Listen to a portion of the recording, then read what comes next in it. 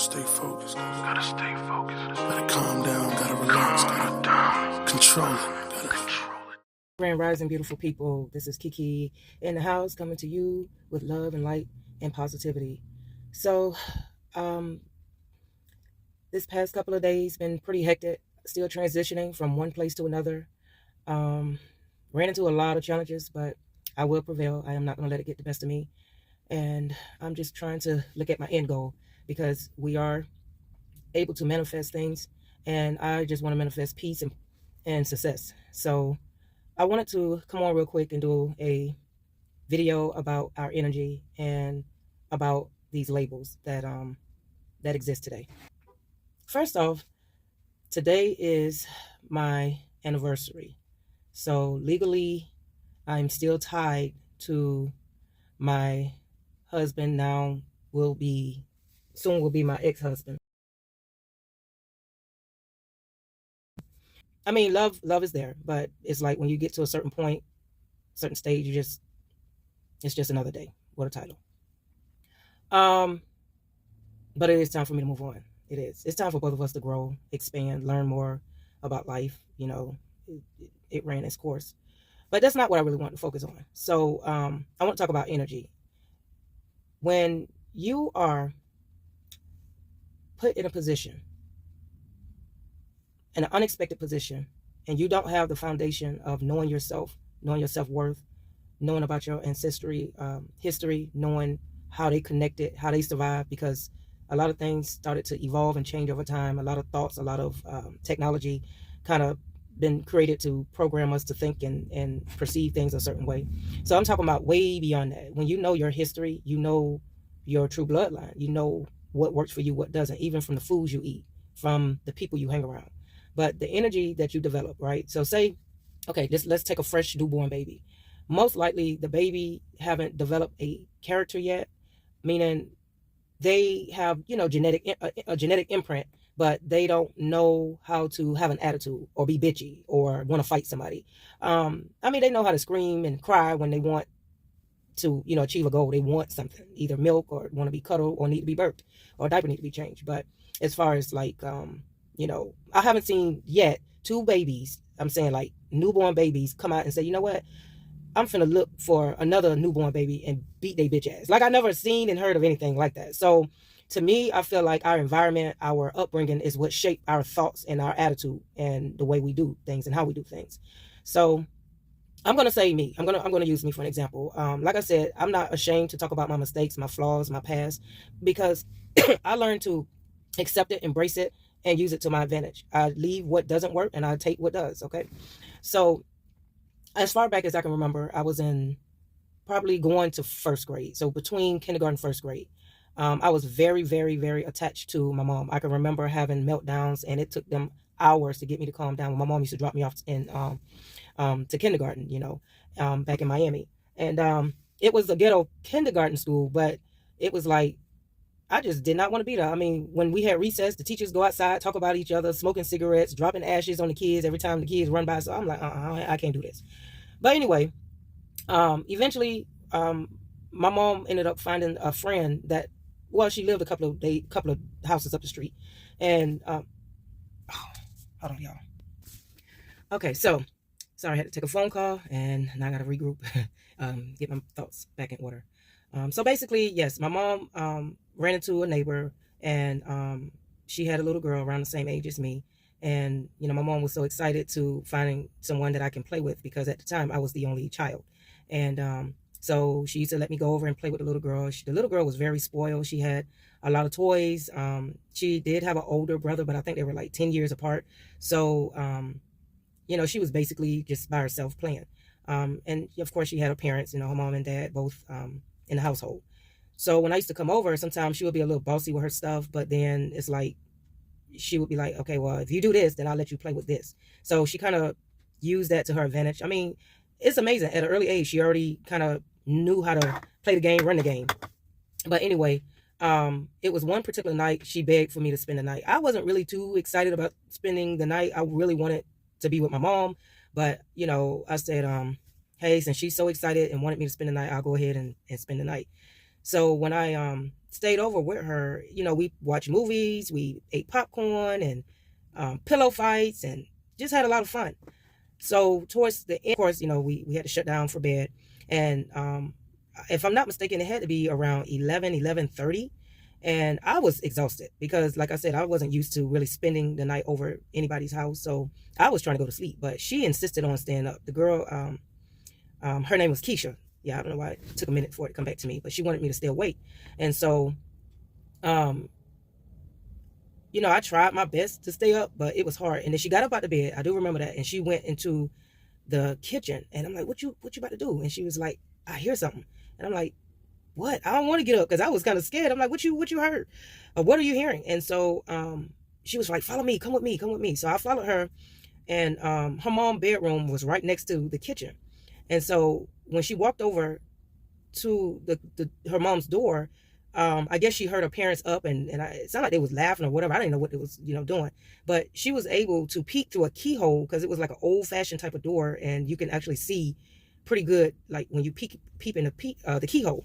And so she was like looking, and she was like, oh, and she was like, come here, Kiki, look. And I peeked to see what she was seeing, and all I seen was two people laughing, but they were like bumping on each other laughing. And mind you, her mom looks just like the lady who worked in the restaurant. She kind of heavy set, and she had this mean looking expression on her face, kind of heavy set. I cannot remember the name, but it's like a show around that time. But I do remember it being what's happening. But it wasn't the mother, it was another lady that worked at a restaurant or something.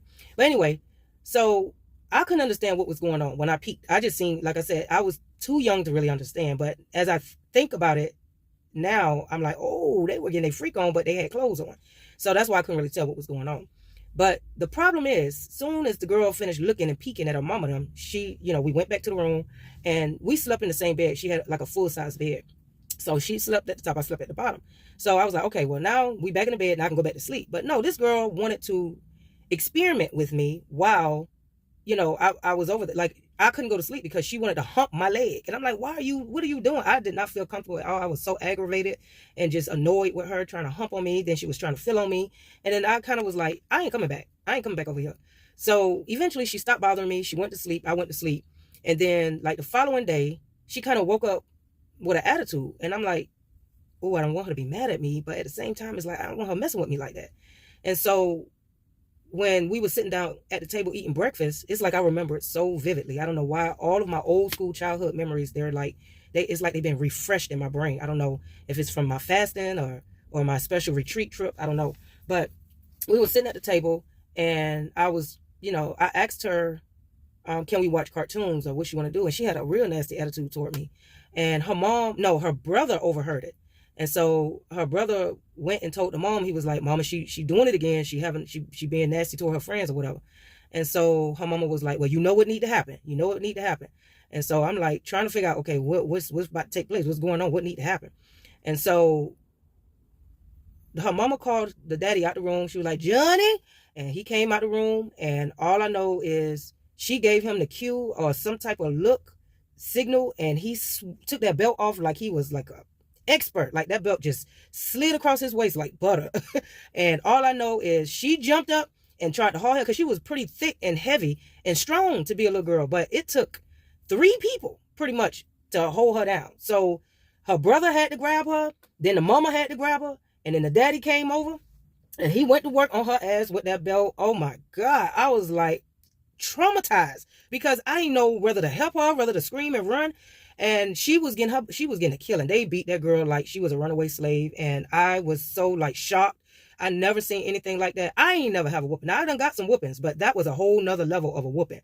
I mean, there was no room, no way for her to, and they would beat her to so long to where she almost was out of breath. And eventually, they let her go.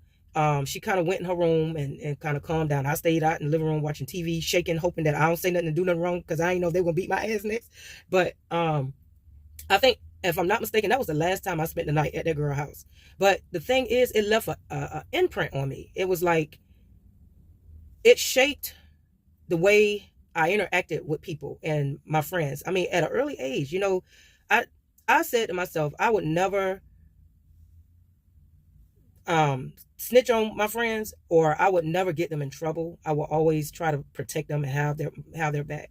It also just created this feeling of I need to be more open to pleasing others. You know what I mean? So it's like maybe if I was more open and willing to go along with her idea, not knowing the consequence to what she was doing, but maybe just allowing her to hump on my leg all night would have caused her not to have an attitude with me. That's my Bluetooth. But it was like I could not understand what could have been done so detrimental for her to get a whooping like that. I mean, that really hurted my heart to see her go through that. And but it did, nobody never explained it. I was so scared, like I couldn't even explain it to my mom when she came back to pick me up. And she was like, how was your visit? I was like, fine. She was like, well, you want to go back over there? No. And she just started laughing because she was trying to figure out, well, what could have happened for me not to want to ever go back over to the girl house. But yeah, till this day, I ain't even really opened up to my mom that was the first time I ever experienced being sexually experimented on, even though the girl didn't really go very far. But I just didn't understand what was going on, what was taking place. But that's what I'm saying. If you got some girls, little boys, y'all make sure that the parents have the same moral and monitor their kids just like you do. Because when you leave your kids at somebody else's house, you never know what goes on behind closed doors. You never know. You sending your child over to somebody's house all innocent. You never know what they may come back with, what they may be exposed to. So that's why I never was a big fan of sleepovers and things like that, because a lot of these parents feel like, oh, good, my child got company. I know that they can just watch themselves and figure it out. I can go and hang out and not worry about them. So not all kids are innocent, and I'm just saying, not that she probably knew what she was doing. She was probably mimicking.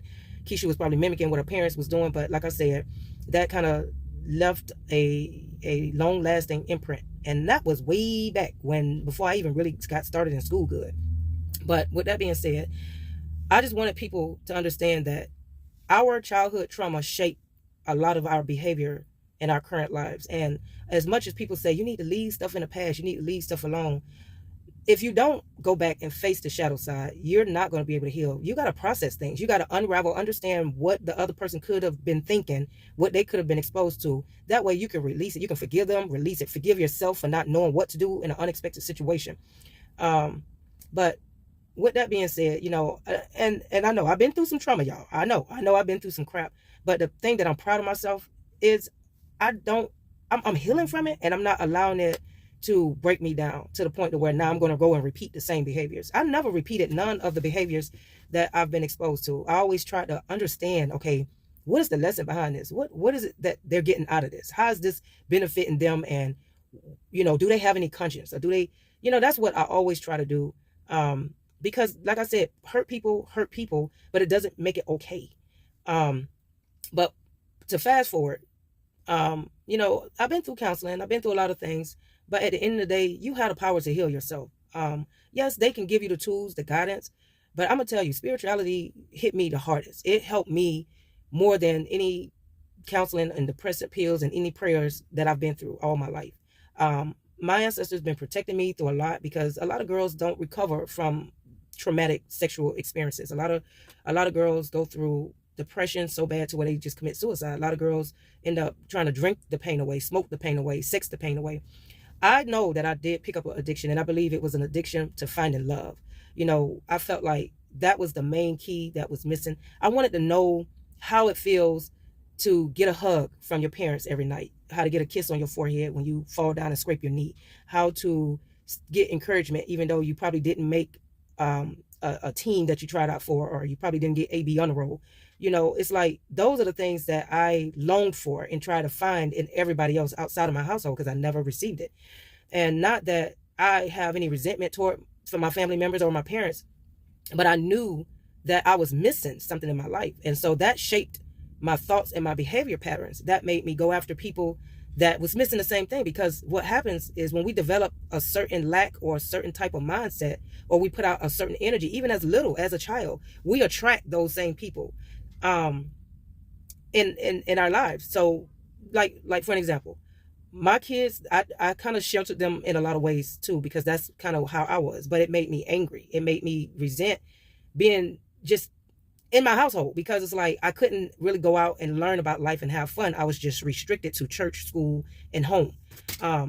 and then whatever family activities we did do together. But it was like I was longing to explore and learn more about life. And with me having that resentment, when I did go outside my household or when I went to school, it's like even though I tried to hide that energy, it still was shown. So guess what I attracted? People that was lacking as well. People that resented whatever they was going through in their household. People that didn't have confidence. People that didn't have um, the motivation and the excitement and just didn't have a balanced household. Those are the people that I found in my circle when I did have a little circle.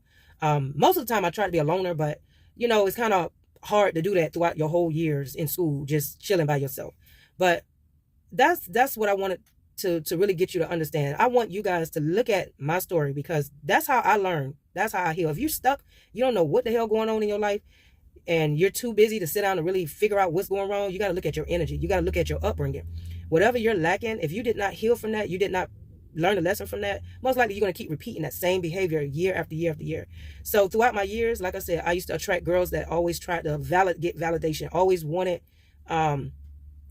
boys to like them. They always, they're willing to do whatever, even if the boy only liked them for a week and they fucked already, and then now they done moved on to somebody else and looking for the same lack of that was the mentality. When you grow up in a household where you're lacking, even if it's not just love, but you're lacking money or you're living in poverty, 9 out of 10 you're going to grow up with a lack mentality. That means it's hard for you to be generous. It's hard for you to just think positive. You always think you got to hold on tight to every little thing, and because you don't know if you're going to have access to it again. That means you're lacking faith in your spirit guides, lacking faith in your God or whoever you believe in. And so that's where it comes from, that lack mindset. If you don't get toys a lot, if you didn't get toys a lot when you was little, most likely when you did get a toy, you did not want to share. You was very stingy. And if it was stolen or broken, you would have a meltdown, or you want to go and beat somebody's ass over that toy. It's called lack mindset. So whatever you have lacked in, I'm not saying you got to hate your parents or be bitter, but you got to recognize it, acknowledge it, and conquer it. It's a way you can overcome that and heal from that. Do research. Look for other things online other than crazy TikTok, crazy jokes and fights and stuff like that. These are things that I'm trying to tell you that does not have side effects. Now, if you want to go through counseling or a psychiatrist and keep taking them pills, you're going to deal with some side effects. And counselors, I'm not trying to knock their abilities, but I know that a lot of times you may go through something 3 o'clock in the morning. You may wake up out of your sleep and have a traumatizing experience, and you can't call a counselor 3 o'clock in the morning to help you. And you can pray. I'm not saying prayers doesn't work. Affirmation, manifestation, it does work, but you got to have a clear mind. You can't go praying and thinking something's going to happen real quick just because you prayed a prayer. So these are things that I know work for me. You can try it out. If it doesn't work for you, I'm so sorry. I tried to help. But I'm just saying, you got to recognize what left wounds and scars in you during your upbringing. And not just during your upbringing, even throughout your life as a young adult. Like my daughter, my oldest daughter, she was traumatized twice in her life. And this happened towards like late high school, her early 20s. In high school, because of the energy that she carried. Now, my daughter, she was similar to me, very quiet and content, but tried to fit in with a group of girls. But the group of girls was like the type of girls that would go, smile in your face and fuck your man behind your back. And I'm like, I was telling my daughter, I said, you got to be mindful of the friends that you choose, because their actions can kind of transfer on to you, even though you're not that type of girl. And she was like, I know, Mama, I know. I tried to move on and try to find somebody else, but they kind of keep following me and they want me in their group. But mind you, these girls, now it was like 2 of them, had 9 girls looking for them, like want to jump them. And my daughter was trying to get away from those 2 girls, because she didn't want to be involved in no jump. But guess what ended up happening? The 2 girls was somewhere in class. But because my daughter hung around those 2 girls, when my daughter went to the restroom, though it was like 2 or 3 girls out of those 9 girls that wanted to jump, those 2 girls was waiting in the bathroom and jumped my daughter. They locked the door, jumped my daughter, and recorded it and put it on Instagram bragging that they jumped my daughter. Like, what kind of bullshit that is? Why you couldn't fight my daughter one-on-one? Why I had to take 2 or 3 girls to jump my daughter to prove a point? That just make y'all look like weak ass bitches. That's what I'm saying. So, but the point is, because of my daughter energy, what she attracted, looking for validation, trying to fit in with a group of girls that wasn't really the best friends, because they were nowhere around. Nobody tried to protect my daughter. It was just her by herself trying to fight. Which created anxiety in her. My daughter never dealt with anxiety. It also created a slight depression in her. And so now she's walking around with this energy of fear. Now she's walking around with this energy of lack.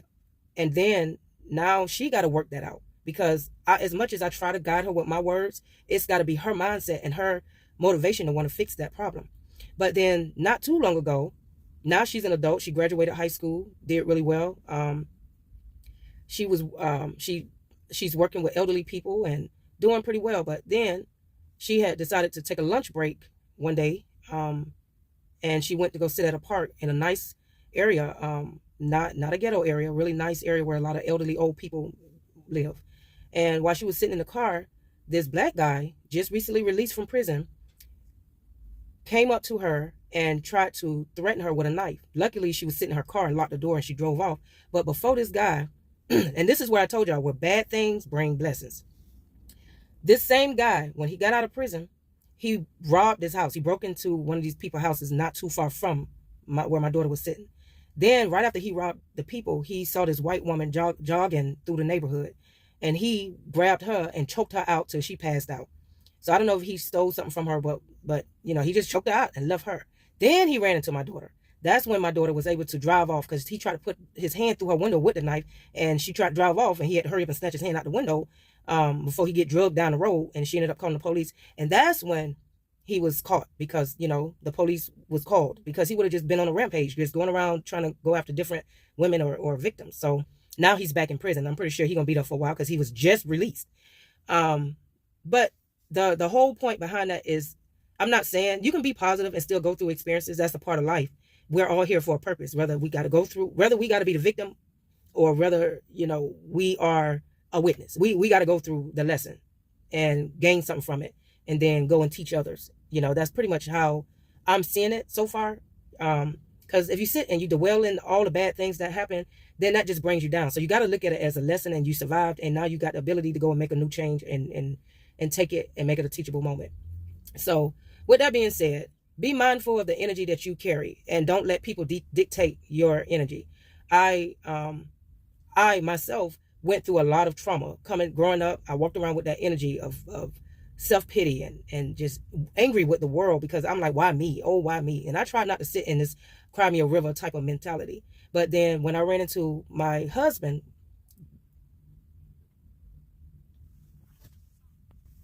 then I attracted someone that was also carrying a lot of baggage and broken as well, and went through a lot of abuse and tried to hide behind it with their looks and their charm and what they can do in the bedroom and all that kind of stuff. But then all of that energy and all of that trauma was combined. So I combined my energy, he combined his energy, and it just became a toxic, unhealthy marriage. But we tried to still mask it. And this time, instead of masking it with looks and masking it with what we do in the bedroom, then it went to, now we're masking it with the Bible. Now we're just trying to read a scripture thinking, oh, this is how you're going to save your marriage. This is how you're going to make everything okay. But it's deeper than that. It's deeper than a scripture. You got to go back to that childhood. You got to face why your mama did this, why your daddy did this, why your mama left you hanging, why your mama beat you until you couldn't even see her beating you no more. You know, you got to go back through that trauma and that abuse, as hard as it is, and kind of come to terms with it and realize that people do stuff because that's what happened to them. And you got to know how to forgive.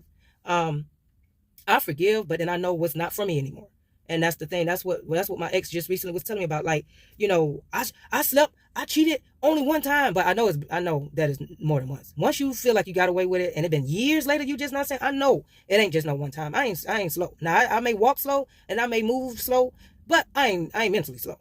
So, you know, but I forgive, but I know that person got to be on the same level as me. You cannot choose somebody that's not trying to heal, that's not trying to change, that's trying to come up with excuses or try to make it seem like, well, you make mistakes too. Well, yeah, we all make mistakes, but my mistake ain't the same as your mistake.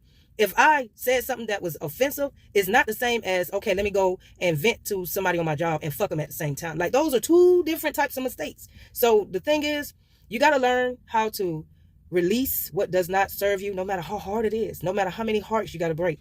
I know I did not want to disappoint my children, but at the same time, I'm no good to them if I'm mentally unwell, if my health is breaking down and deteriorating. I had so much heart issues. I had so much health issues developing within my marriage because I'm trying to hold on to an image. I tried to hold on to somebody else's idea just because I signed a paper. I felt like I was bound to a paper that somebody else created. It don't work like that. It's about morals for me. It's about morals. I am not, you know, I passed out out of nowhere, not because I had been diagnosed with anything. It's just I was overloaded with trying to be a mother, trying to be a good mother, trying to protect my children, trying to help other family members out when they got in the bind, money and criminal binds, trying to beat up for my husband, even though he was beating me down because he had trauma. He didn't want to face his trauma. And so now, and then his mama adding on more trauma. Now his daughter, she's going through trauma. Now she dumping her trauma, dumping on him, and then he dumping it on me. So it had a lot of mess that was not right going on. But at the end of the day, nobody don't want to see that. They want to just judge with labels. Oh, you crazy. Oh, she's a bitch. Oh, she's lazy. Oh, she's selfish. Oh, she this, she that. Fuck all that. You do what's best for you. Love yourself. And then you can attract somebody that's going to love you and see the worth in you.